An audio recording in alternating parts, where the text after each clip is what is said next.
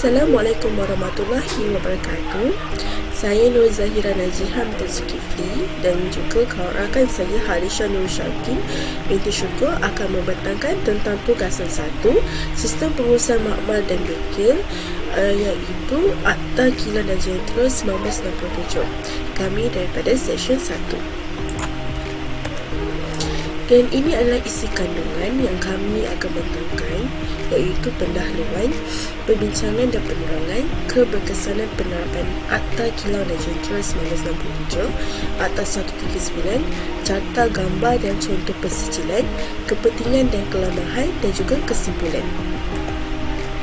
Untuk pendahuluan, Akta Kilang dan Jentera 1967 telah dikuasakan untuk mengawal kilang-kilang dengan perkara-perkara keselamatan, kesihatan dan kebajikan individu yang terlibat dalamnya, pendaftaran dan pemeriksaan jentera-jentera dan hal-hal yang berkaitan. Akta ini telah disemak semula dan bermula dari tarikh ini dan dikenali sebagai Akta 139. Akta ini melarang seorang yang berumur kurang daripada 16 tahun atau mengendalikan sesebuah jentera serta mengenal pasti dan menyerahkan sesetengah jentera. Manakala daripada aspek keselamatan, pekerja ini senang dan mudah memahami mengambil langkah yang berkesan apabila inspektor kilang membuat pemeriksaan jentera. Ini adalah perbincangan dan penerangan yang akan saya terangkan tentang peruntukan mengenai keselamatan. Akta juga telah meletakkan kuasa-kuasa yang ada pada Menteri, Ketua Inspektor, Penolong Ketua Inspektor dan Inspektor dalam menguasakan kehendak dan syarat-syarat yang ditetapkan. Salah satu kuasa yang terdapat pada Menteri ialah untuk membuat peraturan-peraturan berhubung dengan penuntukan undang-undang yang dinyatakan dalam Akta. Untuk first adalah binaan asas dan luaran. Akta Kilang dan Jentera 1967 telah memberi peruntukan tentang keselamatan di dalam bahagian 2 yang bermula dengan Seksyen 10. Sesuatu tapak binaan dan lantai sesebuah kilang hendaklah dibina. Begitu juga dengan bumbung kilang hendaklah dibina supaya dapat menanggung beban berat yang sesuai. Seksyen-seksyen ini telah diterangkan dengan terperinci dalam peraturan-peraturan keselamatan yang meletakkan sebarang premis atau bangunan atau mana-mana bahagian yang digunakan sebagai kilang tidak boleh digunakan sebagai tempat kediaman keluarga. Yang kedua adalah binaan dalaman. Berkenaan dengan binaan dalam kilang, Akta telah meletakkan setiap lantai, paras pekerjaan, platform, dek, tangga, lorong, titik sambung, tangga tetap dan pemijah hendaklah dibina dengan selamat.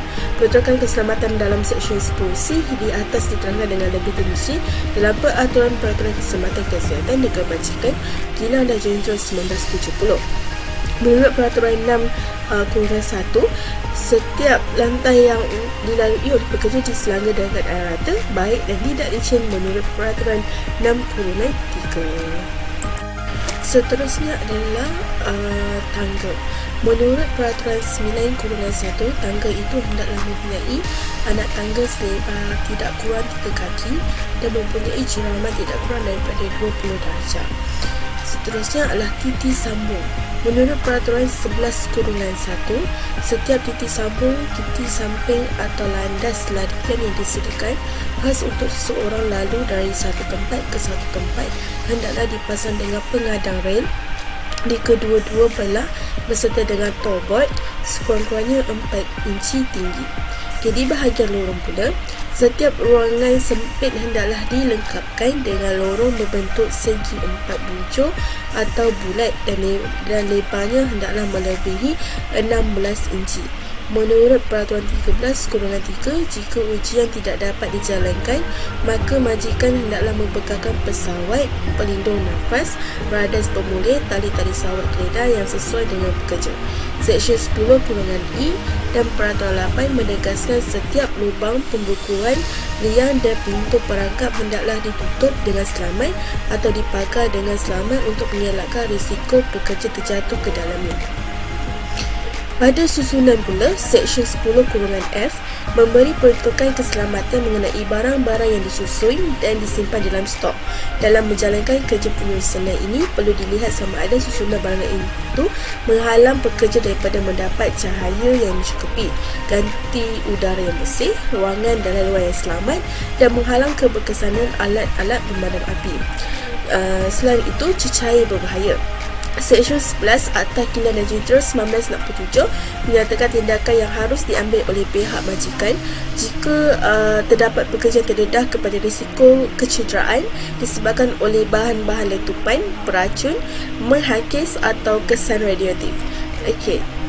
Di samping itu, pada Akta Benda Berat pula, Seksyen 12 Akta Kilang dan Jentera 1967 menghalang majikan daripada mengarahkan pekerja untuk mengangkat, membawa atau memindahkan jumlah muatan yang terlalu berat sehingga boleh menyebabkan kecederaan tubuh badan kepada mereka. Okey, kepada selain itu, untuk kebakaran pula, Peraturan 16/1 melarang sembarang bakaran, nyalaan atau api-api yang tidak dilindungi dibawa masuk ke dalam mana-mana bilik yang mana bahan voltai digunakan atau disimpan mudah dilihat oleh semua orang. Okey. Selain itu, pada bahagian jentera am, Peraturan Pemagaran Jentera dan Keselamatan Kilang dan Jentera 1970 telah menyatakan peruntukan yang terperinci mengenai keselamatan jentera dan garis panduan pemagaran jentera. Mengikut Peraturan 4, setiap bahagian jentera pacu, penggerak utama dan jentera penghantaran hendaklah dipagar dengan selamat menurut peraturan-peraturan ini. Okey, jentera pacu. Berkenaan dengan jentera pacu yang digerak oleh kuasa sawai iaitu kuasa mekanikal telah dinyatakan peruntukan keselamatannya dalam Peraturan 9 dan 10 Peraturan Pemagaran Jentera dan Keselamatan Kilang dan Jentera 1970. Okay, pada bahagian paip dan saluran pula, majikan hendaklah menentukan semua paip sama ada membawa cecair berbahaya atau tidak, sama ada diletakkan di atas tanah atau digantung, ditebat atau diadang dengan sempurna. Seringkali kita mendengar pekerja mendapat kecederaan di kepala disebabkan terhanyut di paip ataupun terjatuh disebab paip yang tidak diadang. Itu sahaja jawapan saya. Terima kasih. Assalamualaikum warahmatullahi wabarakatuh. Saya Harisha.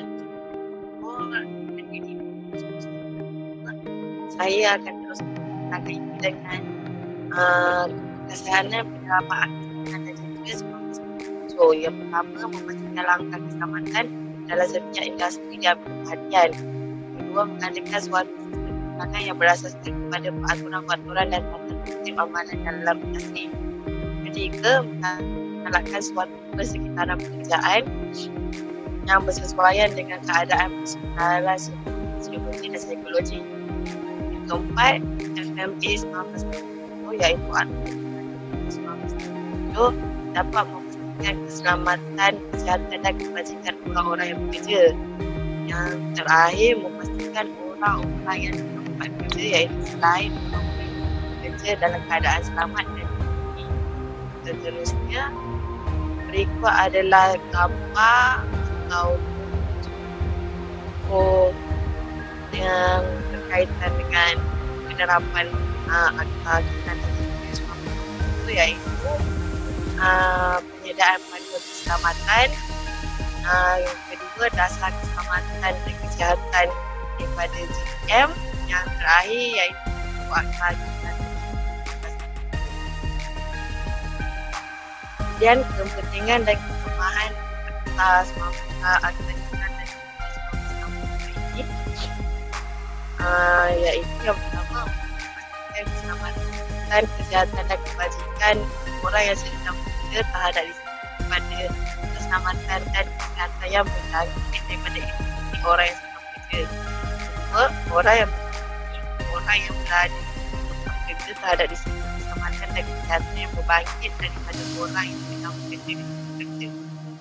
Yang ketiga, untuk mengelakkan sesuatu persekitaran pekerjaan bagi orang yang sedang bekerja dan sesuai dengan pekerjaan fisiologi dan psikologi mereka. Yang terakhir, mengadakan penanganan keselamatan dan kesihatan pekerjaan yang berkaitan dan boleh digantikan secara berperingkat. Seterusnya, kelemahan iaitu yang pertama dari aspek skop, terutamanya dari skop pemakaian seperti kelengkapan iaitu ini yang tidak lengkap. Yang kedua, dalam skop itu iaitu pengadaan itu lengkap dalam industri. Terlalu sensitif ataupun mengarah, terlalu bergantung kepada kerajaan. Yang terakhir, pemerintahan untuk tak kuasa dalam industri.